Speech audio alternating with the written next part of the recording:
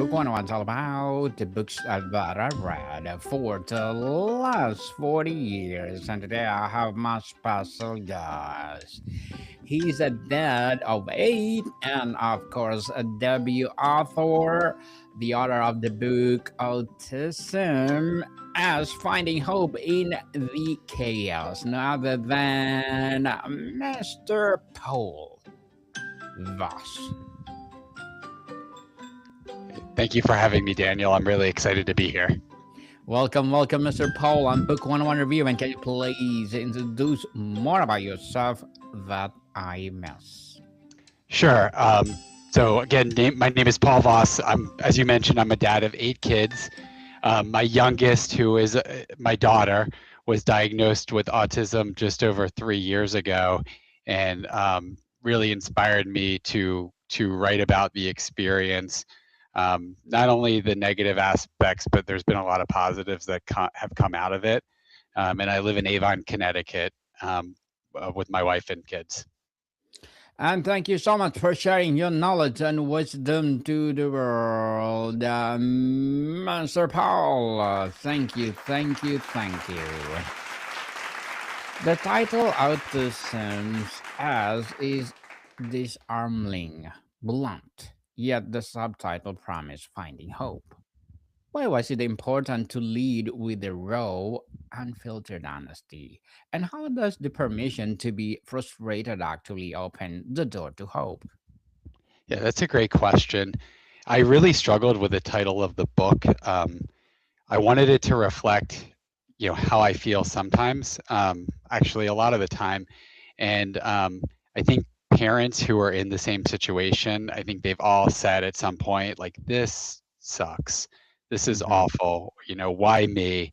But as I was writing the book, originally it was just going to be called Autism Sucks.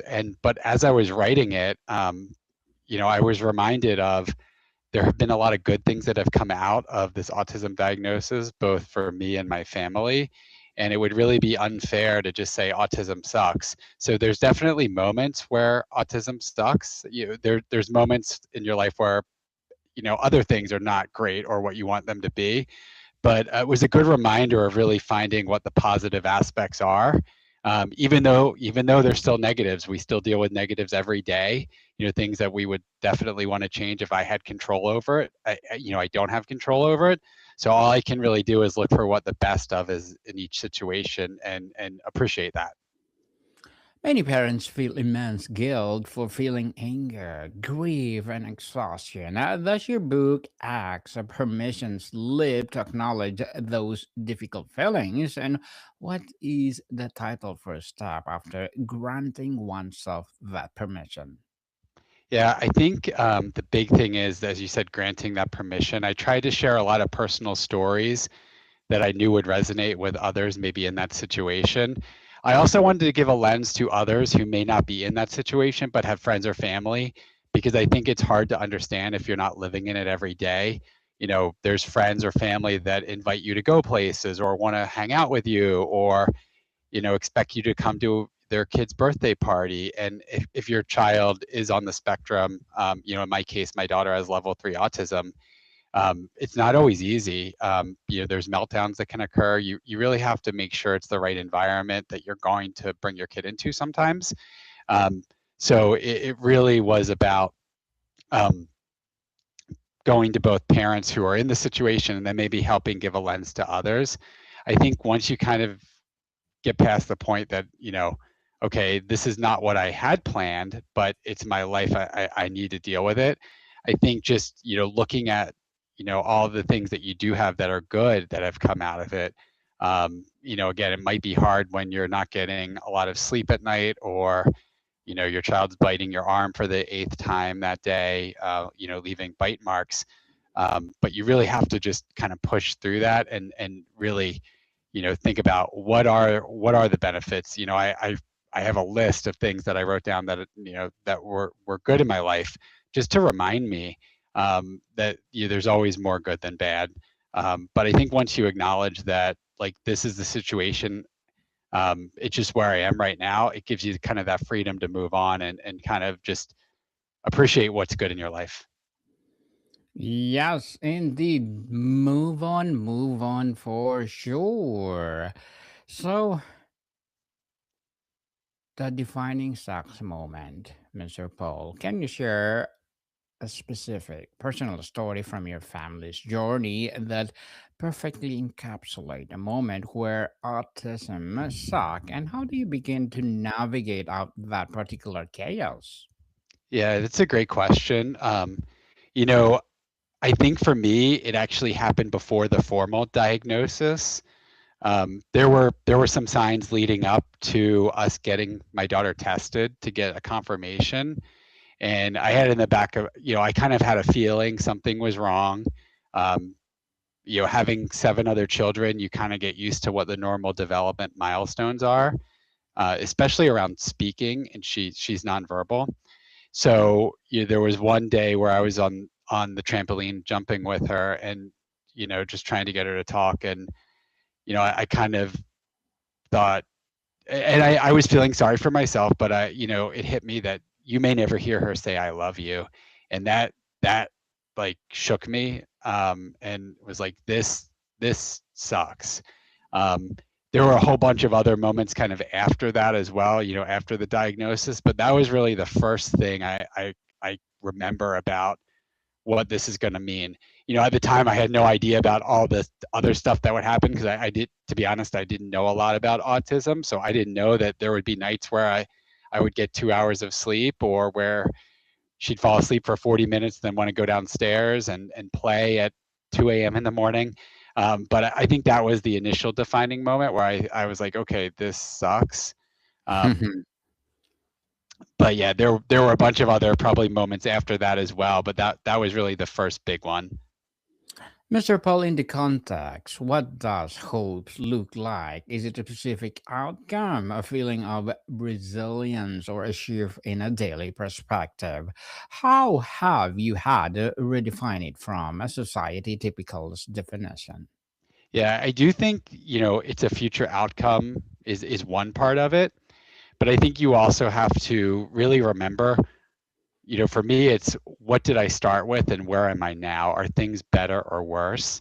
And I write about this in the book, but there were things we did that we really did see progress. Again, we're not where we want to be, so it's both looking forward to the future and just remembering that things have gotten better from where they were yesterday. So it's that, seeing it happen, and then the optimism that in the future it's going to continue to get better.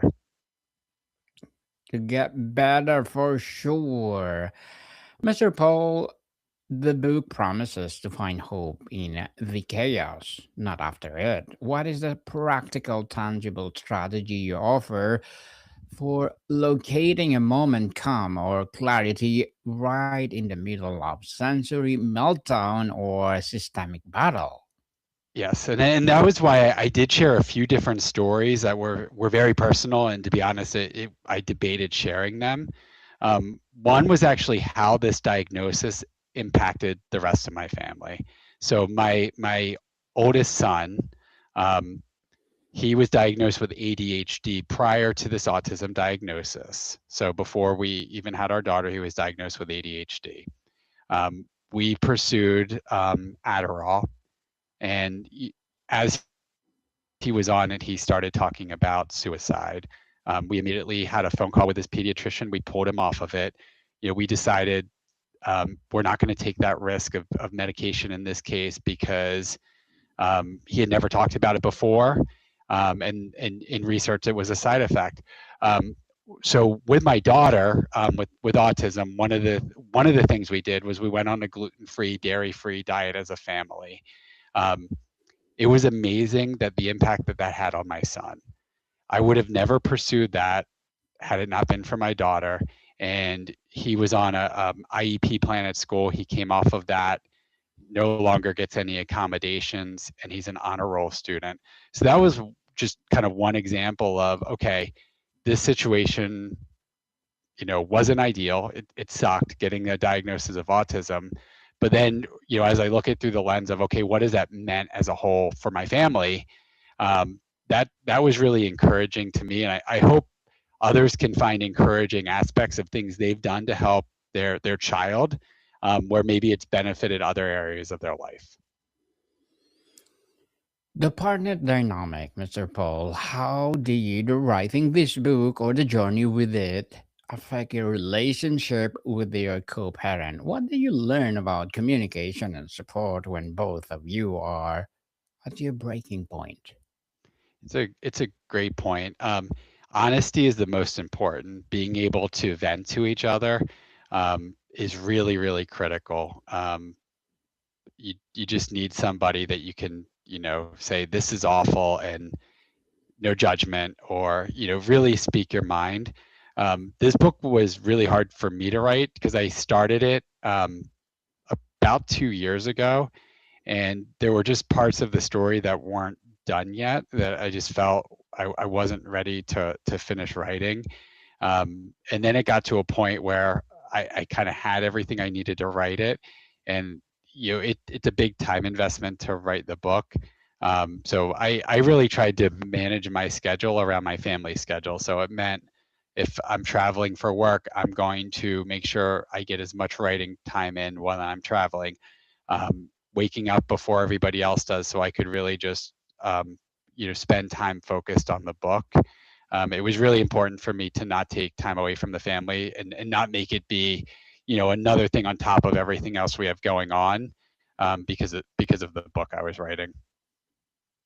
How has your journey with autism shaped the experience of neurotypical siblings in your family? And what advice do you have for parents trying to balance wildly different needs under one roof? Yeah, it's a really hard question, because with other kids there is the dynamic that, unfortunately, if you have a child on the spectrum, they're going to need more attention, right? Like that's just something you have to kind of accept. I think you have to be open with your kids, and really make sure they understand why. Um, I we try to find moments to spend one-on-one time with our other kids. But what I've seen as a result of this, though, that my kids have become way more understanding as people, and I think it's helped them become better people, more understanding and more caring as a result of this. They are super protective of their sister. Um, they love to spend time with her. She kind of lights up the room, I would say, in our family. But it is hard, and there's I will tell you, there's guilt that both me and my wife have, that we're not spending enough time with our other kids, or giving them everything they need. Um, but you kind of have to own it as a parent, and then figure out small ways to spend time with them, or get get more involved with something they're interested in. And sometimes maybe it's bringing my youngest daughter along, with wherever I'm going, just so she's there, and I can keep an eye on her, but I can also spend time with the other child. The grief and the grit, Mr. Paul. There's often talk of mourning the typical parenting journey. How do you hold space for that every real grief while simultaneously learning to see and celebrate the unique and unexpected gift your child brings? Yeah. With the grief, yeah, I've really tried to remember that there's been grief in the past, there's going to be grief in the future, and it's not ignore it. It's kind of accept that this is where I am. This is not great, but I just try to always remember all of the good things. The joys of parenting.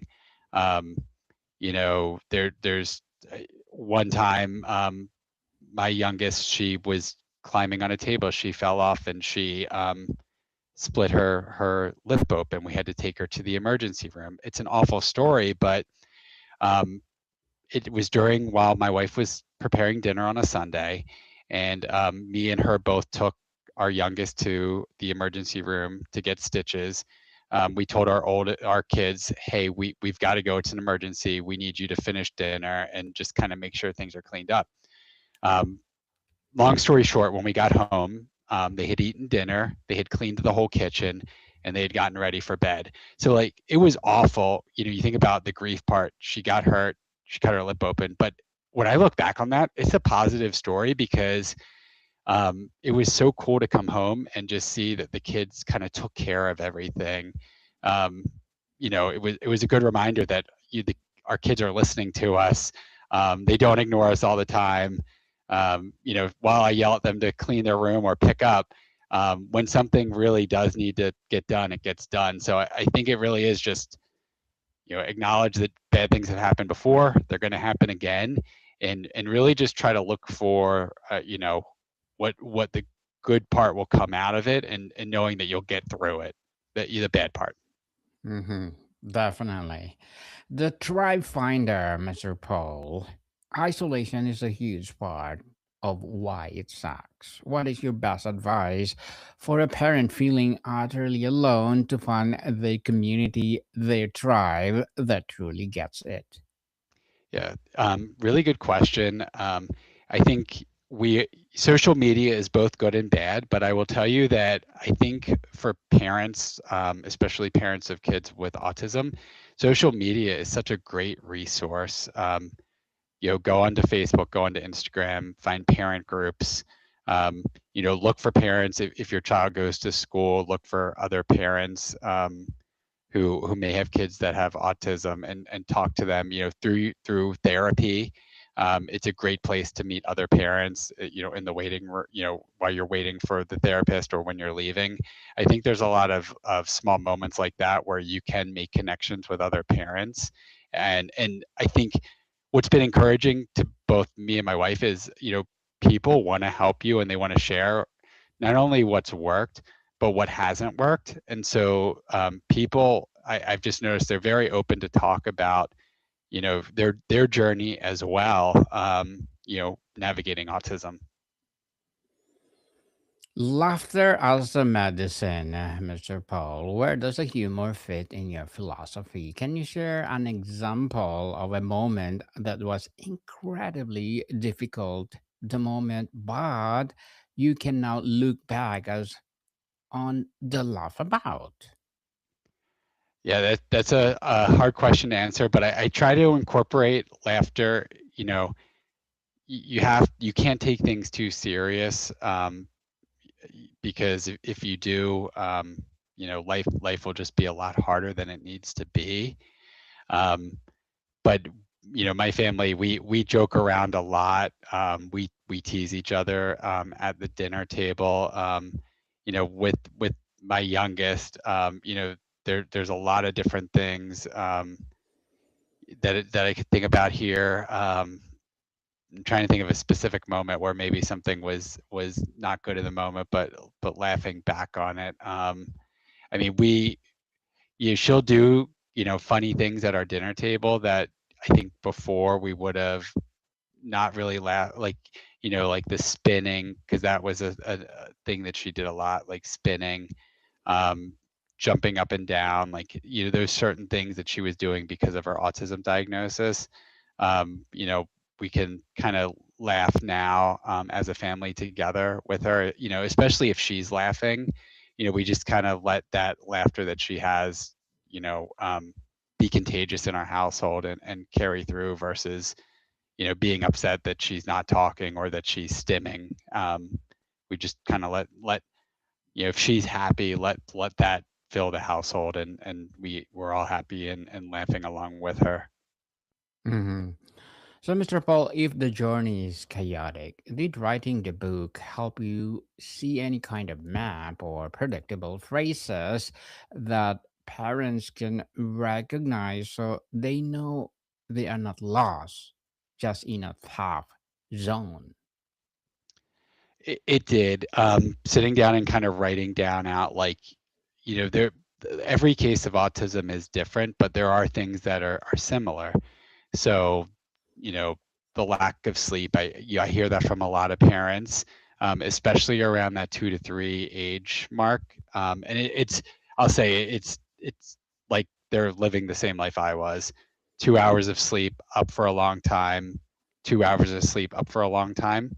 Um, and that was why I really wrote about some of the things where we saw specific benefits that helped our daughter. Um, but I wanted to kind of build that map out. I would say the other thing is like as a person and a parent, there are things that as I was writing the book, I realized um, that I benefited from and my family did. So one was I really feel like going through this, you become a better person and a parent.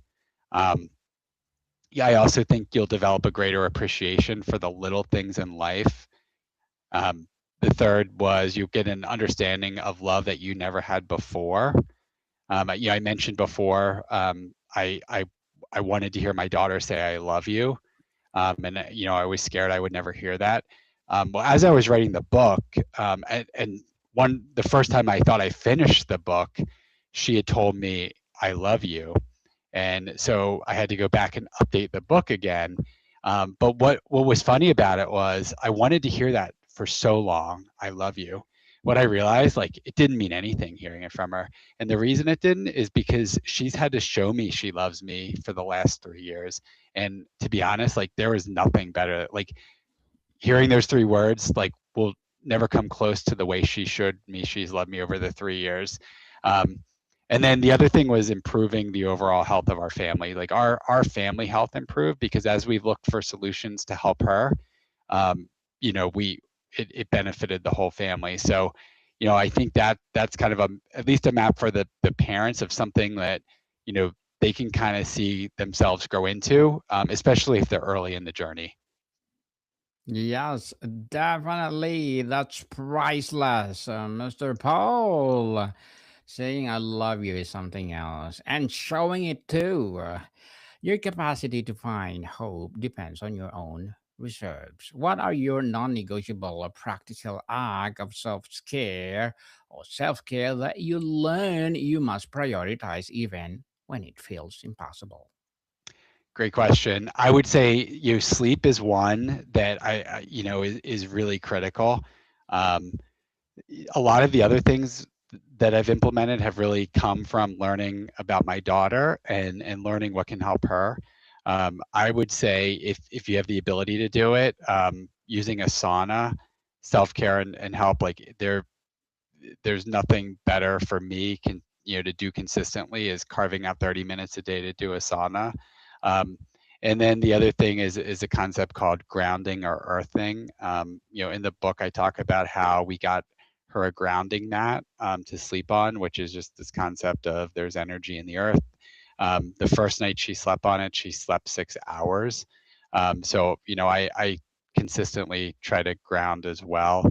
And then really just eating healthy has been a key thing for me. Um, there's times where I might be traveling and I don't always eat what I tend to eat when I'm at home, and I just don't feel like myself. I feel worse.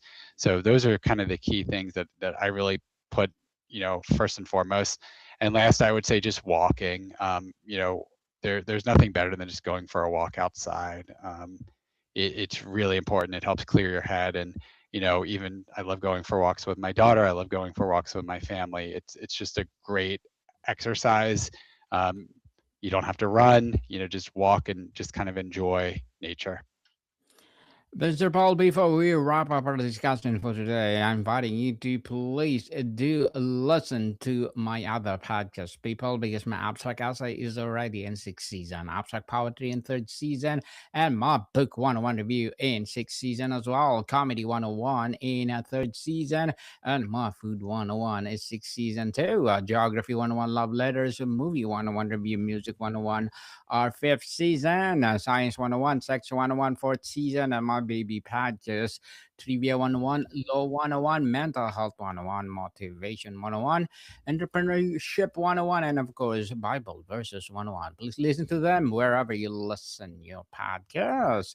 So, Mr. Paul, having written this book of hard-won hope, what is the next frontier of learning of advocacy for you and your family? What does hope look like for you all now? Yeah, I think hope really looks like just seeing what improvements we see over time, but not putting, I have my own definition of what I want to see. I but I'm not going to put those requirements on my daughter. So it's really just seeing, how she improves or changes over time and embracing it, being thankful and loving her. y- Again, I have my own definition of what I would like to see, but it's really not in my control, and I'm okay with that. And that kind of gives me hope as well, knowing that a lot of this isn't in my control. So all I can do is love her and try to help her, and then celebrate the success that we see over time. Celebrate the success indeed. And thank you so much for sharing your knowledge and wisdom to the world, Mr. Paul. So, can you please invite our listeners to support your book, your advocacy, or whatever project that you're doing right now? Yes. So, where do people buy your book, Yeah. Mr. Paul? Thank you, Daniel. It is available on Amazon, both as a paperback and a Kindle version. Yes, people, let's support Mr. Paul Voss because if you support him, for sure, more and more empowering books like this will rise. So, Mr. Paul, thank you so much for your time. Yeah. Thank you so much for having me. This has been great. More to come, people. See you soon.